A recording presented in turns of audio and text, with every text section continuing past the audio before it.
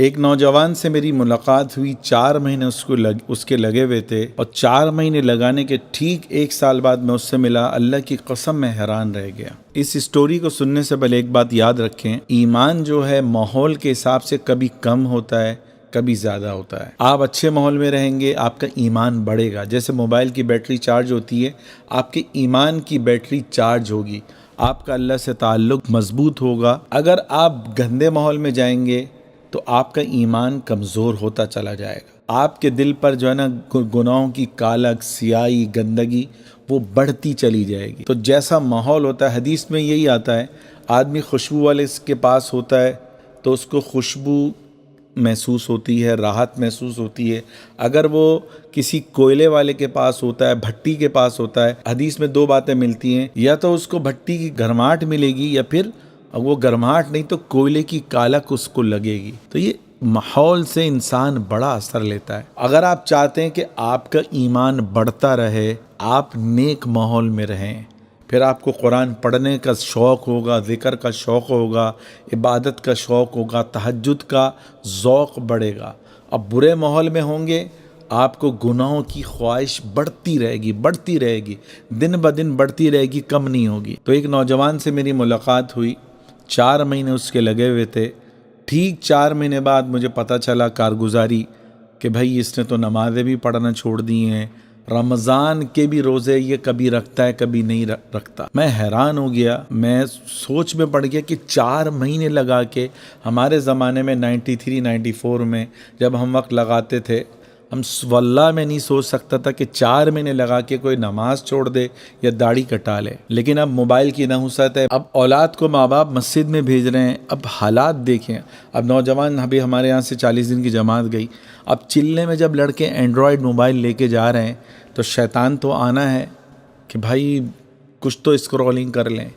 تو ہمارے زمانے میں سادہ موبائل بھی منع تھا کہ بھائی گھر میں جو بھی حالات ہوں سادہ موبائل بھی نہ رکھو۔ حضرات 93 94 میں اتنی سختی تھی۔ آج اب 40 دن لگا رہے ہو، اینڈرائڈ آپ کے ساتھ ہے، آپ بزنس بھی کر رہے ہو، وہ نورانیت نہیں ہوگی جو اس زمانے میں تھی۔ اور ہم اس زمانے میں واللہ میں سوچ نہیں سکتا تھا کہ کوئی 4 مہینے لگا کے پینٹ شرٹ بھی پہن سکتا ہے۔ اب تو اللہ معاف کرے، مسجد میں والدین بھیج رہے ہیں 3 دن کی جماعت کے لیے۔ ہماری مسجد میں ہم نے دیکھا لڑکے چھت پہ بیٹھ کے جو ہے نا فلمیں دیکھ رہے ہیں، 3 دوست ایک ساتھ بیٹھے۔ مدرسے میں مجھے کارگزاری پتہ چلی کہ کلاس کے جو ہے 10 سے 12 لڑکے خاموشی سے جو ہے نا ایک کمرے میں چلے جاتے ہیں، وہاں بیٹھ کے جو ہے نا جو بھی اول پھول دیکھنا ہو دیکھتے، اور رات کو 1 بجے تک یہ چلتا رہتا۔ محترم صاحب کو پتہ نہیں، استاد بھی سب سوئے ہوئے۔ اب اتنا ایمان بچانا مشکل ہو گیا ہے کہ مدرسے والے بیچارہ بھی والدین بھیج رہے ہیں کہ میرا بیٹا قرآن حدیث سیکھ رہا ہوگا، لیکن شروع میں کیونکہ اس کا ایمان کمزور ہوتا ہے، ابتدائی 2 سال 3 سال ماں باپ زبردستی کہتے ہیں بیٹا عالم بن جا، میری بھی آخرت بنے گی، تیری بھی بنے گی۔ اس کو ایک گندا دوست ملتا ہے، اس کو گندگی کی طرف لے جاتا ہے۔ اب مسجد میں بچنا بھی مشکل، مدرسے میں بچنا بھی مشکل، تو سوچیں ہم کتنے خطرناک دور میں کھڑے ہیں۔ میں حیران ہو گیا، ایک نوجوان اعتکاف کے اندر گندی فلمیں دیکھ رہا ہے، اس کو مار کے نکالا گیا ہے۔ اتنی بڑی مسجد، اتنے بڑے اللہ والے، میں نام نہیں لے سکتا، ان کی مسجد میں بیٹھنے والا، گویا کہ مدرسہ بھی شیطان کا حصہ ہو گیا، مسجد میں بھی شیطان کا حصہ ہو گیا۔ ویسے بھی حدیث میں آتا ہے 2 صفحے کے درمیان خلا ہوتا ہے تو تیسرا اس میں شیطان گھس جاتا ہے، اور تیسرا اعتکاف میں بھی اب شیطان گھس گیا۔ تو بھائی اچھے ماحول میں رہیں گے تو اللہ کی قسم آپ بچ سکتے ہیں، ورنہ شیطان آپ کو کہیں کا نہیں چھوڑے گا۔ حدیث میں آتا ہے المرء علی دین خلیلہ، انسان اپنے دوست کے دین پر ہوتا ہے۔ اب وہ نوجوان جس کے 4 مہینے لگے ہوئے تھے، کیا ہوا؟ میں نے کارگزاری سنی، وہ خود تو صحیح ہو گیا، لیکن اس اپنے دوستوں میں کے پاس گیا، ان سے ملاقات، سلام، دعا، کیا ہوا جی؟ آہستہ آہستہ ایمان کمزور ہوتا چلا گیا۔ وہ نماز نہیں پڑھ رہا، اس نے نماز چھوڑی، اس نے بھی ڈنڈی مارنا شروع کری۔ وہ روزے نہیں رکھ رہا، اس نے بھی آہستہ آہستہ روزے سے گیا۔ وہ داڑھی منڈا رہے ہیں، اس نے ان کو دیکھا، وہ گانے سن رہے ہیں، آہستہ آہستہ وہ گانے کی طرف آیا۔ اس دور میں ایمان بچانا، حدیث میں آتا ہے اس زمانے میں، آخری زمانے میں دین پہ چلنا ایسا ہوگا جیسے ہاتھ پہ آگ کا انگارہ رکھنا۔ تو کوشش کریں بھائی، آخرت بچانی ہے، جنت میں جانا ہے، اللہ سے دوستی کرنی ہے تو نیک لوگوں کی مجلس میں رہنا پڑے گا۔ قرآن میں آتا ہے یا ایھا الذین آمنوا کونوا مع الصادقین، اے لوگوں سچے لوگوں کے ساتھ رہ پڑو۔ اللہ قرآن میں یہ حکم دے رہا ہے، اس کا مطلب قیامت تک سچے لوگ پیدا ہوتے رہیں گے۔ آپ نیک لوگوں کے ساتھ رہو گے، ان پر جو اللہ کی رحمت برس رہی ہوگی وہ آپ پر بھی برس رہی ہوگی۔ دوسری طرف میں نے ایک نوجوان کو دیکھا، صرف 3 دن لگے ہوئے، لیکن روزانہ تعلیم میں جڑ رہا ہے، گشتوں میں جا رہا ہے، 3 دن اہتمام سے لگا رہا ہے، واللہ اس کا ایمان اس 4 مہینے والے لڑکے سے کئی گنا زیادہ تھا۔ ایک نماز اس کی نہیں چھوٹتی، ایک روزہ نہیں چھوٹتا۔ تو بھائی ایک بات یاد رکھیں، اس سے ہمارے لیے کیا سبق ہے کہ صرف ماضی کی محنت کافی نہیں ہے، ایمان کو زندہ رکھنے کے لیے نیک ماحول اس وقت فرض ہے، واجب بھی نہیں ہے۔ اسی لیے مولانا رومی رحمۃ اللہ علیہ فرماتے ہیں، یار بد مار بد، کہ برا دوست ازدھے سے بھی زیادہ خطرناک ہوتا ہے۔ ازدھا جو ہے آپ کو ڈسے گا تو کیا ہوگا، آپ مر جاؤ گے۔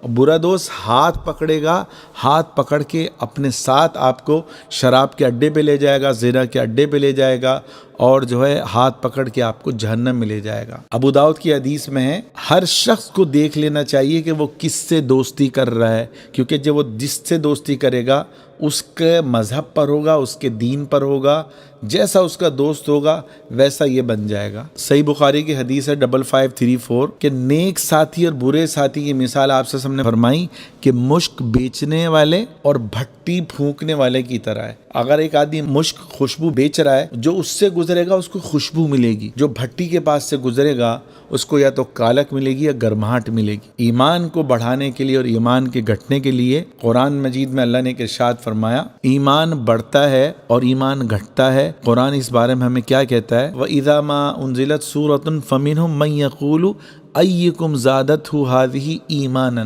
کہ جب کوئی سورت نازل ہوتی ہے تو اللہ کہہ رہے ہیں اہل ایمان کا ایمان جو ہے بڑھ جاتا ہے، اللہ سے تعلق بڑھ جاتا ہے اور وہ خوش ہوتے ہیں۔ سورۃ التوبہ آیت نمبر 124 میں اللہ کہہ رہے ہیں، تو معلوم ہوا اہل ایمان والا جب قرآنی احکامات پر عمل کرتا ہے، قرآن پڑھتا ہے، ذکر کرتا ہے، تو اس کا ایمان بڑھتا ہے۔ نیکی کرنے سے ایمان بڑھتا ہے، گناہ کرنے سے ایمان گھٹتا ہے، اور گناہوں کی کالک بھی دل پہ آ جاتی ہے۔ حضرت عبداللہ بن مسعود رضی اللہ تعالیٰ عنہ فرماتے ہیں، حدیث ہے، ان هذه القلوب تصدع كما يصدع الحدید، کہ یہ دل اس طرح زنگ آلود ہو جاتے ہیں جیسے لوہا زنگ آلود ہو جاتا ہے۔ تو گناہ بھی حدیث میں آتا ہے دل کو زنگ آلود کر دیتا ہے۔ سوچیں ہم گناہ پہ گناہ کرتے جا رہے ہیں، دل میں زنگ بڑھتا جا رہا ہے۔ وہاں حدیث میں آتا ہے آپ نیکی پہ نیکی کرو گے، آپ کے دل سے زنگ اترتا جائے گا، کالک اترتی جائے گی، اور آپ کا دل سفید ہو جائے گا، نور سے بھر جائے گا، اللہ کے قرب، اللہ کی دوستی سے بھر جائے گا۔ اس لیے سلف صالحین اپنے ایمان کی فکر کرتے، اس کو بچانے کی فکر کرتے۔ ہم غور کریں کہ ہم اپنے ایمان کو بچانے کی فکر کرتے ہیں، کیا ہم مساجد میں تعلیم قرآن حدیث کو سننے، جو فضائل اعمال کی تعلیم ہوتی ہے اس کو غور سے سننے کا اہتمام کرتے ہیں؟ سنیں گے، سنتے رہیں گے، سوچیں گے وہ 10 منٹ آپ کے قیمتی بن گئے، یہ سوچ کے ہم تعلیم میں بیٹھیں۔ بولنے والا جیسا بھی ہے، وہ سنا تو اللہ کے نبی کی حدیث رہا ہے، اس نیت سے سوچیں کہ یہ 10 منٹ میں گناہوں سے بچا رہوں گا، کچھ نہ کچھ مجھے ایمان کا نور ملے گا۔ یاد رکھیے، شیطان آپ سے گناہ نہیں کرواتا، وہ آپ کو نیک ماحول سے دور کراتا ہے، تعلیم سے دور کراتا ہے، مسجد سے دور کراتا ہے، اور نیک دوستوں سے بھی دور کراتا ہے، اور پھر آہستہ آہستہ نماز بھی غائب، قرآن بھی غائب، اور جو ہے خدمت خلق بھی غائب، تہجد بھی غائب، ذکر بھی غائب، پھر بندہ گناہوں کی دلدل میں اترتا چلا جاتا ہے۔ پھر حدیث میں آتا ہے وہ ایسا ہو جاتا ہے جس کا مفہوم ہے کہ گناہ کرنے کے بعد اس کو ایسے لگتا ہے کہ جیسے کوئی مکھی بیٹھی اور اٹھ کے چلی گئی۔ ایمان والا جب اس سے گناہ ہوتا ہے اس کو اللہ کا خوف محسوس ہوتا ہے، اس کی آنکھوں سے آنسو بہہ جاتے ہیں کہ میں نے اپنے پالنے والے کو کیوں ناراض کیا۔ حدیث میں آتا ہے نیک بندے سے جب گناہ ہوتا ہے اس کو ایسا لگتا ہے جیسے اس کے سر پہ پہاڑ گر پڑا ہو، اس کا دل غم زدہ ہو جاتا ہے، اس کی آنکھوں سے آنسو جاری ہو جاتے ہیں۔ تو مختصر بات یاد رکھیں، برے ماحول سے بچنا یہ فرض ہے، اچھے ماحول میں جانا یہ اس ایمان کے لیے ضرورت ہے۔ ایسا نہ ہو کہ گناہ کی گندگی میں پڑے پڑے ہماری موت کفر میں آ جائے۔ آج ہزاروں لوگوں کی موت جو ہے ایمان پہ نہیں کفر میں آ رہی ہے۔